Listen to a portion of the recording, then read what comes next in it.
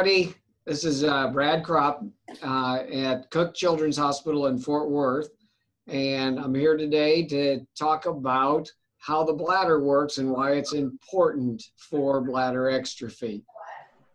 I have some slideshows, and I have a couple friends here with me today to help work with me. And we'll get to talk to them in a little bit.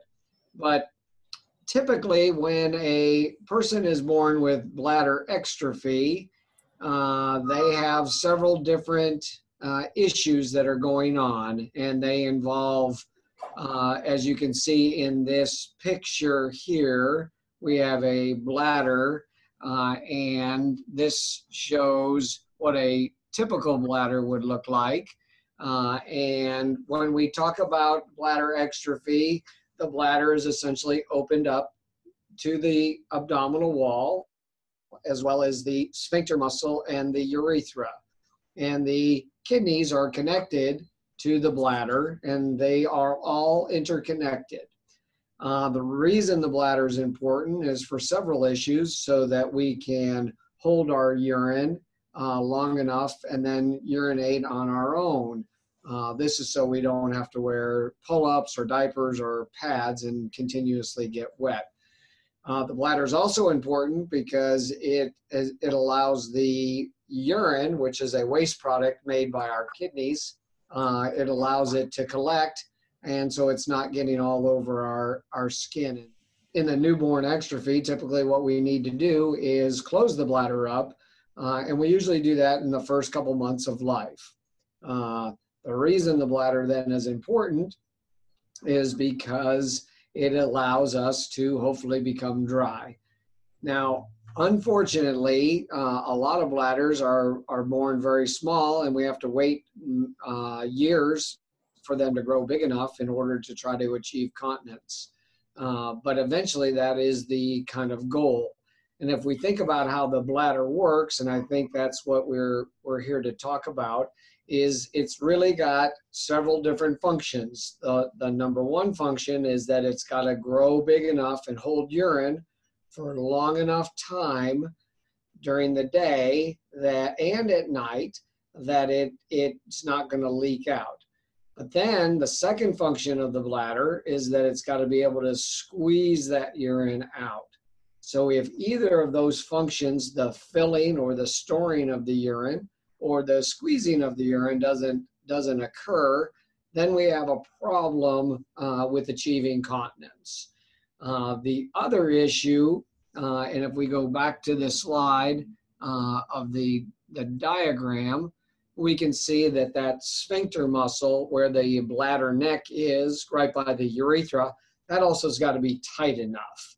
And I've got a few descriptions, and I just use kind of a balloon, as you can see, and a clamp, because that's really basically, it's just simple plumbing that we're talking about. And you can see a balloon that's full of some fluid, and that would be urine. And the blue clip is acting as the sphincter. And obviously, as you fill up during the day, the bladder is going to get bigger. And then the sphincter muscle, the clip, has got to come off to let the urine out. So there's really four things that are very important in order to achieve continence or dryness by voiding by yourself. And that's number one, we have to have a bladder that can grow and store the urine. Number two, the bladder's got to be able to squeeze the urine out once it reaches its capacity. Number three, the sphincter's got to be tight enough during the filling so that the urine's not leaking out. And number four, the sphincter's got to be able to relax in order to let the urine out. So four things, and if one of those four things is not working properly, then we're going to have a problem with urinary continence, and we're not going to be able to gain self-control or voluntary voiding, being able to go on your own. So it's a pretty big miracle, and to be able to get all four. the chances of getting all four, and you can hear, you know, different people talk about different success rates and everything. But it ranges, you know, between about 20 and 40% of all the bladder exstrophy patients can hopefully gain some complete control without the need for catheterization. But again, if any one of those four things goes wrong or doesn't develop right, then we're going to need to either enlarge the bladder if it's not big enough, or we're going to need to help get the urine out with a catheter if it can't squeeze. We're going to either have to tighten the sphincter up tighter so that you don't leak. And the one thing that we've never really been able to figure out as surgeons and in the field is make a sphincter that relaxes when we want it to relax. So this is the one that's difficult. Everybody hears about doing the bladder neck surgery, and that's the bladder neck surgery is just basically trying to make a sphincter that's tight enough, but not too tight, so that when the bladder squeezes, the urine can come out. So that would be like a clip that would be just right. And I always call that the Goldilocks sphincter. It's not too hot, not too cold, just right. And so that's the bladder neck surgery. And so then let's say if we're not able to achieve that, and again, that trying to achieve, and I always call it the kind of the golden trophy. You know, it's a golden trophy for both the families, the patients, as well as the surgeons, you know, to try to achieve perfect volitional voiding or normal voiding habits. But again, there's a lot of interplay. It has to do with, you know, how much bladder you're born with at the beginning, how that bladder grows over time. And people always ask, well, how much should the bladder grow over time? We always think about 1 ounce every year, and it starts at about 2 ounces. You know, the typical bladder size is about 2 ounces when somebody's born, and then it should grow about 1 ounce every year up until about the age of 14. So it should end up holding about 400 or 500 cc's of urine, and that's about, you know, 12 to 15 ounces of urine. So let's say, let's talk about if one of those four things don't happen, what do we need to do? And well, typically the end result would be that somebody would need catheterization. People seem to get confused because they always equate the Mitrofanoff, or the creation of a catheterizable stoma, and or another name for it is appendicovesicostomy. So all of those are the exact same three things. They're the appendicovesicostomy, the catheterizable stoma, or the Mitrofanoff. And those are all just ways to get the urine out. So what did that mean? Well, if you look at those four things that we had, you know, we did have obviously a bladder that was big enough, but maybe we just didn't have a bladder that squeezed, and we had a sphincter that was tight enough, or maybe we didn't have a sphincter that relaxed. So that person would require intermittent catheterization to get the urine out.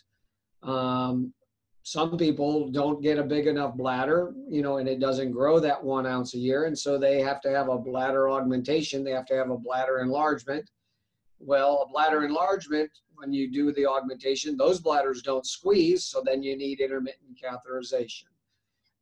What about a sphincter that's tight enough? Well, we can always make it tight enough. It's making it the Goldilocks sphincter, the one that allows it to come out, but not, you know, and not leak. So you can see there's many different scenarios that we require catheterization. And my friends here are going to help us, you know, show that about catheterization. But again, that would be, and catheters are kind of scary. I have some catheters, they come in all different sizes, but they're just basically little straws, and people can insert them in different ways. You can, you know, insert them below through the urethra and the reconstruction, and a lot of times that's uncomfortable. There was a great surgeon invented a way to get the urine out, and that was Dr. The Mitrofanoff principle is that we would be able to take the appendix and get the urine out, and we can then catheterize and not have any discomfort or pain. So, but again, the catheters you can either reuse them or you can throw them away each time. A lot of people equate catheters with pain. So when people see these, they get scared because they don't want to catheterize. And that's mainly because we catheterize from below and we have difficulties with discomfort. But with the Mitrofanoff or the appendicovesicostomy, catheterization can be done, painlessly. Let's see. The other thing we're going to talk about is the 4 things on the bladder. So on slide number 10, we look at how big should the bladder be. And we kind of already mentioned that the bladder should be, start about 2 ounces and it should grow 1 ounce every year. And what I usually think about is if we have a cup, if this is an 8-ounce cup, and I can fill it up to 8 ounces, that's how much it holds. But if your sphincter is down here and it puts a hole into the cup at about 3 ounces, well, then we're only going to be able to get 3 ounces in that cup. And so the urine's going to leak out of my cup. If I poke this, if I poke a pen into here, then it would leak, out early. So closing the sphincter up or tightening the sphincter up will allow that to then completely fill up. Unfortunately, sometimes we just don't know whether the bladder has the capacity to grow or not. About 50% of the bladders when born will grow fairly well. And even up to about 70% will grow fairly well. But then remember, you got to be able to squeeze. The bladder is important because if we don't empty our bladders and we fill this cup up, this 8-ounce cup up with 10 ounces, remember you're going to get 2 ounces that are pouring out and leaking out over the top. Well, that would then back up to the kidneys and then cause problems, to the kidneys. And we get the hydronephrosis or urinary tract infections. So again, the bladder's immensely important because it's involved in both social, not having to wear diapers. It's important to get rid of our waste products. It's important for kidney health and kidney growth to prevent infections. Those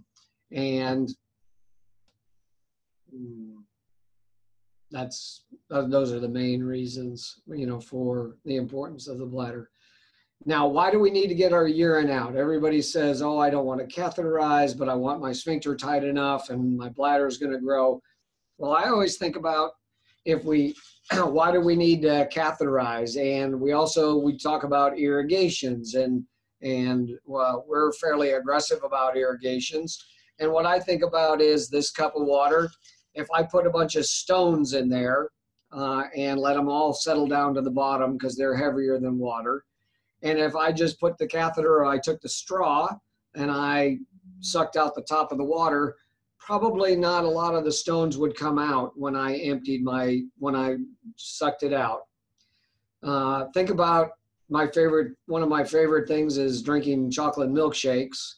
And so everybody knows that when you drinking a milkshake, you get to the end and you hear the, and then you kind of got to go around the bottom of the milkshake in order to get it out.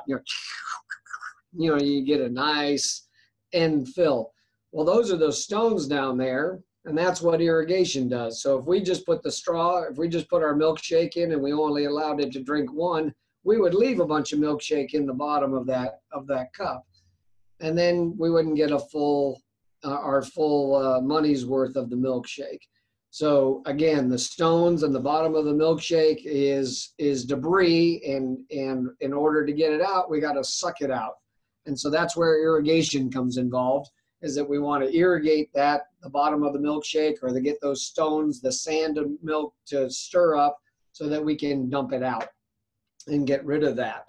So that's why irrigations are extremely important, because all that sediment, imagine all that debris and things that's sitting at the bottom of the bladder, it can turn into bladder stones, or it can turn into infection and cause recurrent infections. And you can add antibiotics, but that's not gonna get the stones out. So the treatment is to get those stones out, and that's by aspirating or sucking them out, and we do it with irrigation techniques. I think Pamela also wanted me to talk about the importance of the sphincter. So if we go back and think about what the bladder does, we talked about bladder size. So if the bladder doesn't grow, we've got to enlarge it. If the bladder doesn't squeeze, we need to empty it with a catheter. What about the sphincter? Well, the sphincter is a difficult thing to create, and I mentioned the Goldilocks sphincter. You want a sphincter that's tight enough to hold the urine in, but not too tight that when the bladder can squeeze, it allows the urine to come out. If we over tighten the sphincter, the bladder will be overfull, and it'll back up to our kidneys and cause kidney problems, potentially kidney damage. If the sphincter is too weak, then that's like the hole in the cup, it just leaks out if the bladder doesn't squeeze it out. I got a couple people here with me, and these are good friends of mine, and this is Jake, and this is Lauren over here. And they both had bladder exstrophy, and they both had they were unfortunate, come here guys, that they didn't have their bladders grow big enough. And come here guys. All right. So we're going to do one at a time. And so, hi Lauren. And they have some catheterizable stomas, and we usually, because they are nice to talk to and show people their stomas, because a lot of kids are and families are like, what's an appendicovesicostomy? Oh, an appendicovesicostomy? That's easy. I got one of those. You want to see it? Well, we would love to see that, Lauren. Jake, you're going to have to get out of the way. Get out of the way, Jake. Ugh. Girls first, Jake. You sit there, be quiet, all right? So Lauren Lauren unfortunately had a bladder that didn't grow big enough, and we're going to show her bladder and how it, and on the inside. So we're just going to lift up her shirt, and we're going to show her little stoma, because she doesn't have to wear pads anymore. And you can see that she's got a little stoma right here where her belly button is. And that's where we put in the catheter when we need to empty. So when she's, oh, sorry, it's on this side. So when she needs to empty her bladder, she just puts her catheter in here and it empties her bladder. And on the inside, you can see Lauren is specialized because she's got her catheterizable stoma connected to her bladder right there. And I don't know if you can see that, but that's the insides. And that's when we reconstruct people, that's what the insides look like. And this is the Mitrophanoff or the appendicovesicostomy, or simply the catheterizable stoma. And again, it doesn't hurt when it goes in, so that the kids can empty their bladders. Is that right, Lauren? Well, it's okay. It hurts sometimes, but I get used to it. Well, that's good. I'm happy that things are good like that. Jake doesn't like it as much sometimes. Oh, well, Jake. Let's see what Jake's got. All right? All right. Let's see. Come here, Jake. Jake also had bladder exstrophy, and he also has a catheterizable stoma, so that he doesn't have to empty his bladder. And again, he can empty his bladder by placing it right through here, and it goes right inside. I think that catheter is too big for Jake. So here's a little bit smaller catheter, and that one goes right in there. And you can see then on the inside, it connects right up to his bladder also. And then we're able to empty his bladder out without any difficulties also. And so you can see that we can use these puppets and my friends in order to help explain why we need to empty our bladders and why the bladder is important. So many people go through life, not understanding their bodies. In my opinion, it's extremely special to know about ourselves. And I think that a lot of bladder exstrophy has to do with being scared. And if I ever walk into a dark room, it kind of makes me really scared. And learning about things is like turning on lights. And so if we turn on the lights, we can see, make sure there's no boogeymen there or toys that we trip over or something that could hurt us. So learning about things creates knowledge, and it then alleviates fear for all of us, both the parents and the doctors, as well as our patients.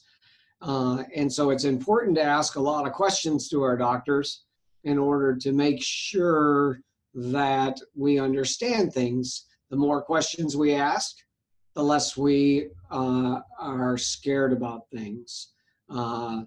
Again, it's like first days of school or anything new, we're always not as good. New video game, new event, new school, new neighborhood.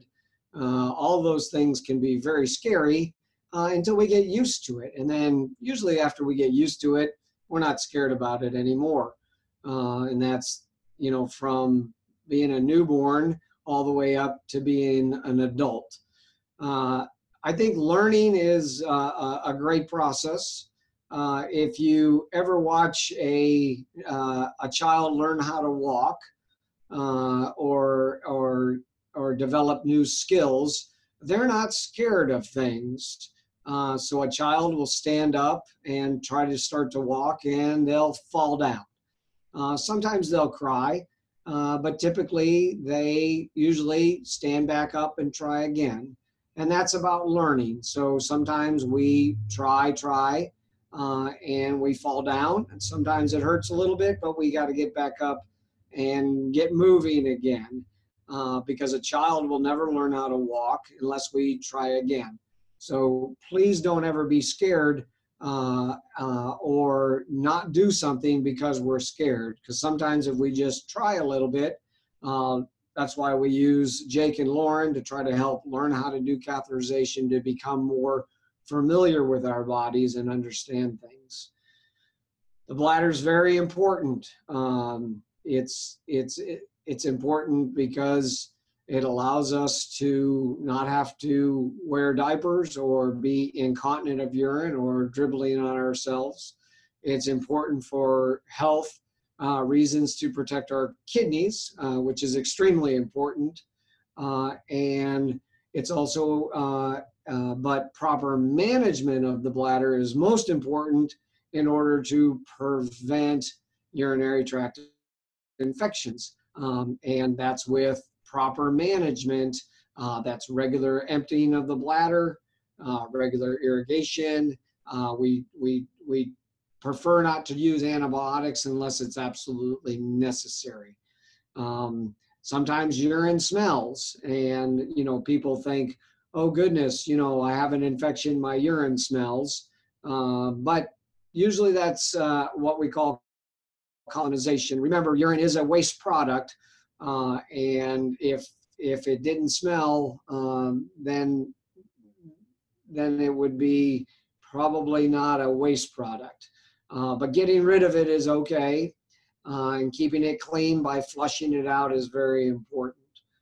I think it's very, very important for all of us in the field of bladder exstrophy that have a passion for it and love to be involved in it, is to keep working towards the golden trophy, but then also understand that there's a lot of issues that come into play in terms of when to get out of a diaper or when to do a bladder neck surgery, or when to have, to start catheterization. But it all breaks down into 4 things. And this is, I just want to keep emphasizing the 4 things that need to be done in order to be totally continent. And again, it would be, you need a big bladder to store the urine. We need a bladder that can squeeze the urine out. We need a sphincter that can hold the urine in long enough so we can get to the bathroom. And then we need a sphincter that relaxes. And if one of those 4 things is not working, then your child or you may need intermittent catheterization, bladder enlargement, a bladder neck procedure to tighten up the sphincter. Always beware that if once you start to do that, we have to watch the kidneys, and so the kidneys need to be